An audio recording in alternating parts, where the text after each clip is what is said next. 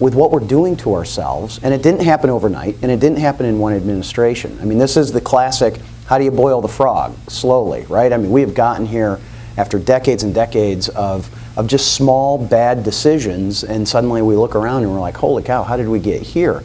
But we're finding it ourselves where we are going to be at such a disadvantage because of those decisions that we're not going to be competitive. And one of the things that Jim was just talking about, the interest on the debt, absolutely right. The other thing that we have done is instead of taking longer term chunks of debt, we've shortened it up. Why? Because that interest rate's even lower than long term debt. So we've extended it, we've expanded it, I should say, but we've shortened our obligation so it turns over more often, so we can pay a lower interest rate.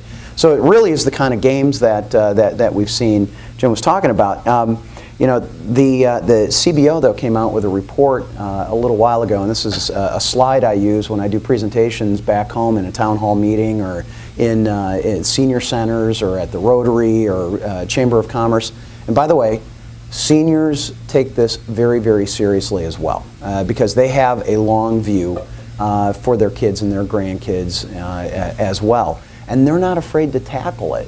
They're not afraid to have those conversations about what are we going to reform that on the automatic spending side that's going to lessen that burden in the long run. The CBO says in 2026, if we just return to a normal interest rate, we're looking at, I think the number is, and I was looking for the chart and I didn't have it right with me, but I believe the number was $812 billion in interest alone, which was going to be greater than our Defense Department budget. I mean, think about that. Protecting our nation will cost us less than what the interest on the debt is, which is financing lifestyle, not a crisis around the world. The other thing that I did find the chart on that I use around the automatic spending grows over time, and that's a little bit of what you were talking about. And this chart, and this is coming out of the House Budget Committee. In 1965, 34% of the spending was automatic spending. 66% was what basically Jim and I in the legislative process went through. 2015, that had basically flipped.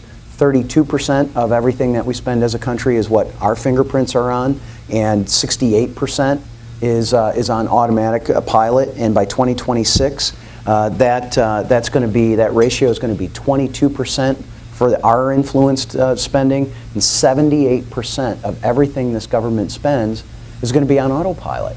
I mean, then how do you reform it, right? You're not just going in and saying, hey, Jim, Bill, we need you to, you got to knock down the budget for the EPA or whatever else, or get rid of this particular program out of the Department of Ed or Labor or whatever it might be. You got to go in and do wholesale reform then of programs that people have started getting dependent on. And that's just harder and harder and harder. And all this, that cement is hardening right now in the closing months of this administration as we see that. So, and I'll end on this. Is this important?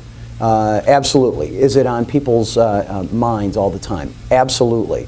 I can tell you in the Financial Services Committee, every time the Republicans are speaking, we have big video screens up on the TVs up on the wall. We have the debt clock running.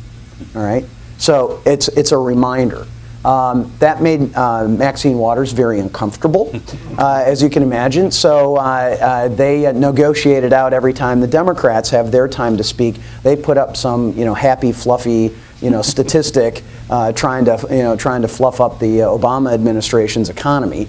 And it's quite an interesting juxtaposition. So it is definitely something that is on the front of our minds. And when I got here and was part of that first original Balanced Budget Amendment caucus, wanting to go back in and put that amendment into our Constitution, I thought that was very important. I lived under that when I was a state legislator in Michigan. It's tough, it's hard, but it's doable, and I think we need to do the same thing at the national level.